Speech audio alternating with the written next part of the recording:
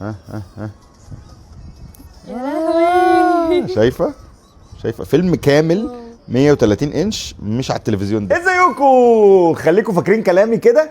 الكبسوله دي هتغير شكل الشغل والترفيه والسفر والانتاجيه بتاعتك وكل حاجه هتحصل خلال الفتره اللي جايه، لان هو اختراع صراحه من احلى الاختراعات اللي اشتريته السنه دي، يعني وقد يكون من احلى الاختراعات اللي اشتريته في حياتي، لان هو فعلا مميز. ما فيهوش بهرجه كتير قوي، ولكن تو ذا بوينت، يخليك تسال نفسك بعدها يا ترى لو انا جبتها انا ممكن اعمل بيها ايه. رحبوا معايا بالاكس ريل اير 2 برو، النضاره اللي هتغير شكل الحياه في المستقبل، ويمكن شركات كتيره قوي تبطل تعمل منتجات عشان النضاره دي. تعال احكي لك عن احلى حاجه ممكن تشوفها النهارده. طيب خلينا نحكي الحكايه كده من الاول. بما ان حياتنا دلوقتي بقت كلها شاشات، يعني بتروح على المكتب تشتغل على ديسكتوب، وبعدين معاك اللابتوب بتاعك ماسك الموبايل طول الوقت، بترجع البيت تقعد على شاشه زي الشاشه اللي انتوا شايفينها كده. بص على الشاشه دي، الشاشه دي 65 انش. كل لما احتاجنا ان احنا نكبر الشاشه بتاعتنا او نزود شاشات، يا بنشتري شاشه يا بنغير التلفزيون بتاعنا. طب ايه رايكم لو جبنا الشاشه ال 65 انش دي وحطيناها جوه النضاره هنا، بحيث ان انا وانا بتفرج كده مفيش ديفايس موجود قدامي وانا بتفرج على الشاشه جوه النضاره. ريزوليوشن اعلى، كواليتي احسن، نتس اعلى، يعني شايف اضاءه كويسه جدا، واقدر اتفاعل مع الفيلم ده كاني قاعد في السينما بالظبط. بمناسبه السينما، احنا ممكن نعمل شاشه سينما عملاقه جوه النضاره دي. ده الكونسبت بتاع شركه اكس ريل اللي بينزلوا نضارات اي ار جلاسز، يعني نضارات بتحتوي على جواها على عدسات وشاشات مصنوعه من سوني، عشان حضرتك تبقى لابس النضاره زي النضاره اللي احنا كنا لابسينها وفيها كاميرا دي، ولكن دي خلاص بطلت. تبقى لابس النضاره وبتتفرج على 130 انش تي في او سكرين جوه النضاره. الموضوع مرعب. انا جربتها مع الموبايل، مرعب.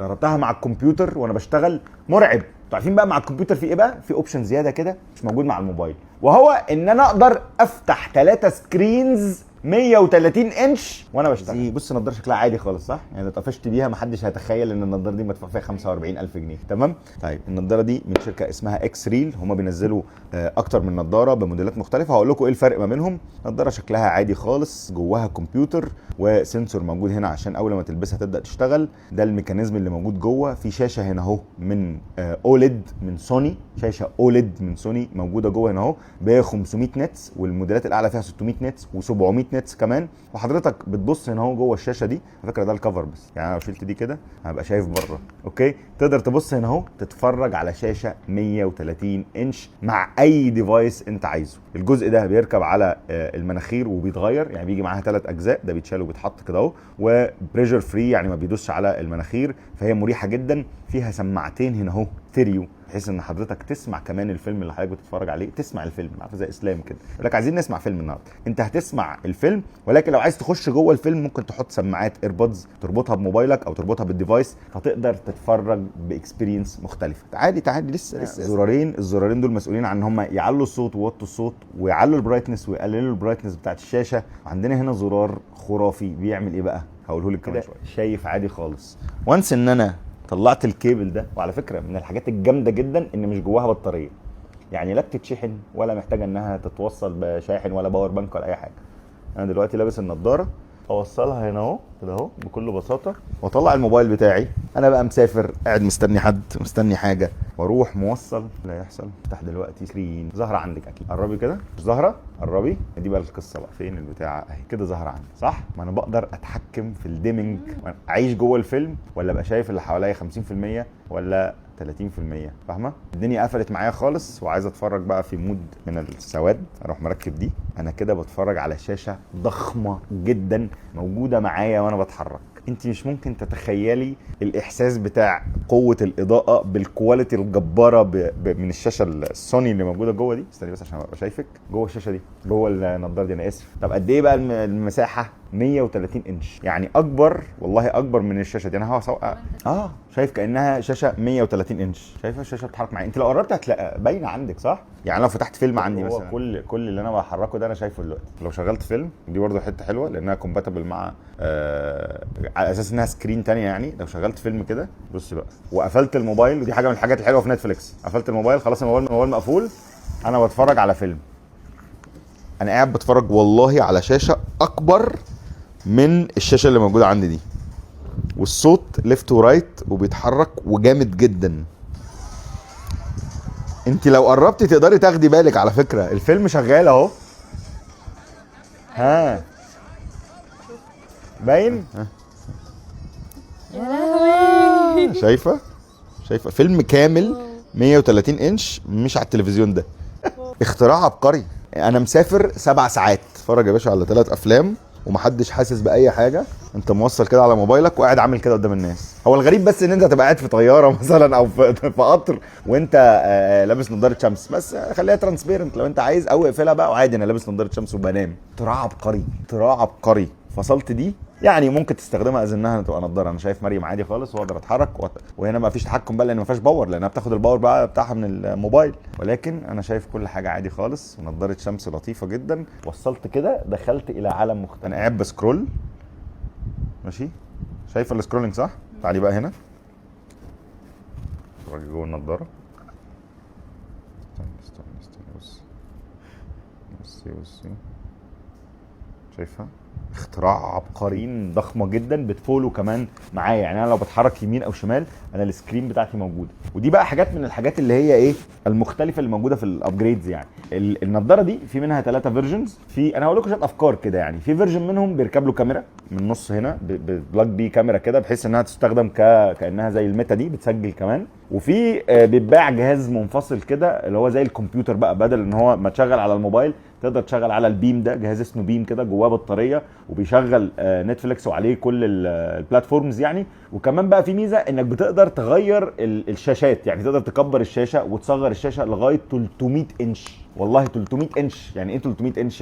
يعني سينما. ليه؟ الجهاز نفسه هو بقى بيعالج ويقدر ان هو يكبر لك السكرين دي بديبث اوف فيلد بنتكلم في 50 انش او اكبر كمان 65 انش. وتقدر تعمل عليه مالتي سكرينز، يعني تفتح هنا سكرين 2 3 لان هو اللي بيبروسيس الحاجات دي. تخيل كده انت ممكن تعمل ايه. يعني انا قعدت تخيلت او اتفرجت على فيديوز ليها الناس اللي مسافره 20 30 ساعه صباح الفل، الناس اللي مسافره في قطر وعايزه تشتغل في القطر من غير الدوشه وتربطه باللابتوب ويعمل ديم للسكرين بتاعت اللابتوب ويبقى قاعد شغال في مونتاج مثلا وحاجه كبيره قدامه وشايف تفاصيلها، لان الكواليتي عبقري، الالوان عبقريه، الكونتراست عظيم، الاضاءه عاليه جدا جوه. انت شايف بقى الشاشه كانها قدامك بس هي كبيره جدا، ففكره رهيبه. انا وصلتها باللابتوب وانا قاعد بشتغل دلوقتي وعملت اكتر من سكرين وهوريكم لان ليها سوفت وير على الماك بوك فظيع.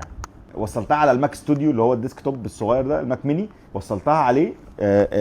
ممكن نستعيد عن الشاشه. تعالى اوريك والله في افكار. انت كنت متخيله؟ كنتش متخيله صح؟ هناك انا عايز اوريكي ان الشاشه دي 32 انش، دي اللي بنشتغل عليها في المونتاج اللي احنا بنمنتج عليها. ممكن نستعيد تماما عنها ونستعيد. لا نستعيد دي كلمه عربيه فصحى، مش عاجباكي؟ الناس هتبقى فاهماها. نستبدلها، ممكن اني نستبدلها بان المونتير لو قاعد لوحده ما حدش بيجي يتفرج معاه يبقى لابس دي ومش محتاجين الشاشه دي ومركز اكتر وشايف تفاصيل اكتر بشاشه اكبر ومالتي سكرين. يعني يقدر يفتح واحده على الجنب هنا للفيونج ويفتح واحده هنا للتايم لاين ويفتح واحده هنا يقرا الاخبار ولا يفتح الفيسبوك ولا يعمل اي حاجه. فهي مميزه جدا. الجامد في الموضوع ان الشاشه اللي جوه 120 هرتز، يعني تنفع للجيمنج. بتتوصل على بقى النينتندو، بتتوصل على البلاي ستيشن، بتتوصل على اي حاجه. انت ممكن تقعد تلعب جيمز بشاشه 130 انش او تجيب البيم وتاخد ال 300 انش بالشاشه دي. دي هتغير شكل تعاملنا مع الشاشات الفتره الجايه. يعني بدل ما انا عندي شاشه للكمبيوتر وشاشه لللابتوب وشاشه للتلفزيون، لو انا وحيد وعايش لوحدي انا ممكن اشتري دي وكل ما اروح في حته لو فيها اسمه ايه ديسبلاي اوتبوت بالتايب سي اروح موصلها فيها واطول السلك شويه وابقى قاعد بتفرج على موفي عظيم عن طريق النضاره دي. انا جايب اللي هي الليفل الثاني، مش اعلى واحده ومش اجمد حاجه، لان انا حسيت ان الحاجات الفيتشرز بقى الاكبر واكتر من ديبث اوف فيلد فيها 6، اللي بعد كده فيها 6 ديبث اوف فيلد. في بقى فكره ان انت لما تجيب الكاميرا وتجيب البيم هتلاقي نفسك بتقدر ان انت تتحكم كمان في الحاجه، يعني تكبر الحاجه وتصغر الحاجه عن طريق ايدك. يعني في تفاعل مع ايدك كمان وانت لابس النضاره، تدوس على حاجه ولا بس ده يعني ده اوفر تكنولوجي عن اللي انا عايزه. انا دي مريحاني جدا. ابقى قاعد بكره على البحر، انا مسافر بكره، ابقى قاعد بكره ان شاء الله على البحر كده، قاعد باكل في المانجايه بتاعتي وبتفرج على فيلم عظيم جدا. شويه تعليقات بقى انا خدت بالي منها، ان السماعات بتاعتها اللي جنبك بيسمعها، فخلي بالك السماعات بتاعتها يعني اوبن اير شويه، فانت بتبقى اللي حواليك سامع وانت سامع. عايز تفصل، انا رحت مركب بقى سماعتين، وركبت بقى عشان الصراحه الفجر في الاكسبيرينس، رحت مركب بقى السماعات الاوفر اير بقى الكبيره خالص كده، وشغلت فيلم وعليت الصوت 130 انش. جامد جدا. من الحاجات اللي ضايقتني شويه، لان انا دي كانت ممكن تخليني ادفع فلوس اكبر شويه، بس حاجات يعني بسيطه قوي. الاير 2 برو دي ما فيهاش غير الفولو، اللي هو ان انا بيفولو معايا. الابجريد بتاعها، او لو اشتريت البيم، انا ممكن اشتري البيم واعمل ابجريد، بقدر افكس بقى. يعني ايه افكس دي؟ يعني اخلي الشاشه يمين هنا وانا بتحرك عادي، وارجع لها الاقيها يمين اي ار بقى، او اخليها على الحيطه هنا وانا اروح رايح وارجع كده، اروح اجيب اعمل حاجه وارجع الاقي الشاشه موجوده في المكان ده. فدي اللي هي ان انا اعمل فيكسنج للفيو بتاعي. تعالوا بقى اوريكم فكره ان انت تستخدم النضاره دي في الشغل هتبقى عامله ازاي، والسوفت وير بتاعها على الماك عامل ازاي. وحته كمان من الحتت بقى اللي ليها علاقه بالتفاصيل شويه، وهي هل النضاره دي ممكن اركب عليها نضاره طبيه ولا لا. تعالوا بصوا كده. بكل بساطه النضاره دي بيجي معاها اكتر من نوز باد كده، زي دي زي ما قلت لكم عليها، وتقدر ان انت تاتاتش النوز باد دي بنضاره كده بريسبكشن جلاسز جايه معاها، عشان حضرتك تيجي تروح عامل ايه بقى. بسم الله. طبعا لازم تبقى نظيفه جدا. تروح مركب دي كده اهو. بصوا اقفلك النور. انت عارفه انا بتفرج على ايه صح؟ اوريكي اهو كده بتشوفي اكتر صح؟ معلومه كمان. مش شايفه حاجه. لا، لو دوست مرتين، لو انا حد بيكلمني اروح دايس مرتين، يروح قلب نضاره عادي، وبعد كده يشغل الشاشه. والله انا دلوقتي شايف شاشه ضخمه جدا على بعد 4 متر 130 انش، وانا قاعد، انت شايفاني قاعد ايه؟ مغمض صح؟ والله الكواليتي عظيم، والالوان عظيمه، وكمان في كنترول هنا انك تقدر تتحكم الدراع نفسه بيطلع وبينزل. هم عملوا كل حاجه صح.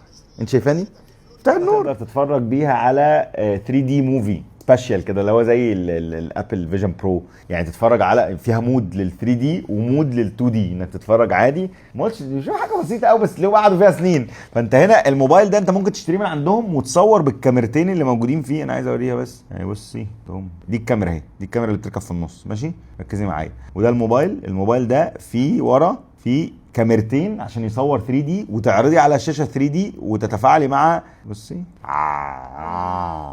كابتشر، بصي افري مومنت ان فيل لايك 3 دي، يعني كانها 3 دي. ده قاعد بيلعب مع بنته ومشغل فيلم ماتش، بيتفرج على الماتش، بس ده قاعد هنا وبيعمل سباق افكار. مش انا قلت لك ايه؟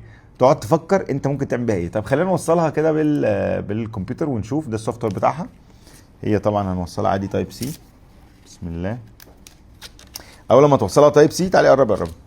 هو هنا بص هيديتكت. نزلت السوفت وير وطلبت منه بقى، عندي هنا اوبشن ان انا اعملها 1 سكرين 2 سكرينز 3 سكرينز. المسافه بقى انت عايز المسافه بتاعتك عامله ازاي. اقدر اكبر الشاشات او اصغرها، واكبره بقى انها تبقى اكبر من وشي، يعني اقرب الشاشات او ابعدها. فانا هنا بقدر اتحكم في كام انش سكرين، بص لغايه 253 انش. يعني قدامي شاشه دلوقتي 3 شاشات 60 انش او 3 شاشات 253 انش سكرينز بتفاصيلهم المرعبه. انا حاطط في واحده فوتوشوب دلوقتي، وحاطط في واحده اهو. يعني انا عملت كده راسي ورحت عامل بقى ريبوزيشن الشاشات دي. فانا هنا هشتغل على الكمبيوتر عادي، واول ما ابص فوق في 3 شاشات قدامي هم. الموضوع يبان محمد مش هستخدمه في الشغل قوي، الا لو مسافر مثلا واللابتوب ده في مكان ومش عايز اعرض اللابتوب او افتح اللابتوب وعايز شاشه كبيره قوي، اقدر استخدمه. بس مينلي استخدامي كمحمد هي فكره ان انا اوصله على الموبايل واشغل فيلم على نتفليكس ولا اي بلاتفورم، وابقى قاعد في اي مكان عامل كده في وقت انتظار طويل. مثلا تخيل في مصلحه حكوميه، انت قاعد مثلا في الشهر العقاري عامل كده بتتفرج على مسلسل مثلا، ليه دورك رقم 257 هم في 48. فاحساس رهيب. الناس نادت عليك تعمل كده، تخرج بره العالم خالص. انا شايف كل حاجه. عملت كده مرتين، دخلت جوه العالم المختلف من غير بقى بطاريات ولا شحن ولا اي حاجه. عايز تدم اهلا وسهلا، عايز 50% ماشي، عايز تخليها ترانسبيرنت ماشي، عايز شغل مزيكا بس، يعني ممكن اوصل كده واشغل مزيكا بس كده وابقى سامع. هنا المزيكا فهي تمام. عايز اوصل سماعات تمام، مريحه جدا، 75 جرام، نضاره شمس يعني ما اظنش انها تتسرق تحس انها فيها حاجه طبيه. خلصت الموضوع ما فيهوش اسلاك كتير، بتفك دي بقت نضاره عادي واسلاك. من احلى الحاجات اللي انا اشتريتها السنه دي، ومريم هتموت وتجرب لانها ما جربتش قبل الفيديو. دي برضو حته كنت سايبها كده بفضولها يعني. الموضوع صراحه مرعب، فكره ان انت بعد كده تشتري اكتر من شاشه لاستخدامك لوحدك ما بقتش افكتيف، لانك ممكن تابجريد بقى وتجيب حاجات اجمد كمان في الليفلز بتاعت النضاره دي، ولكن البيزك بالنسبه لي مبهر. جامد ولا مش جامد؟ جامد.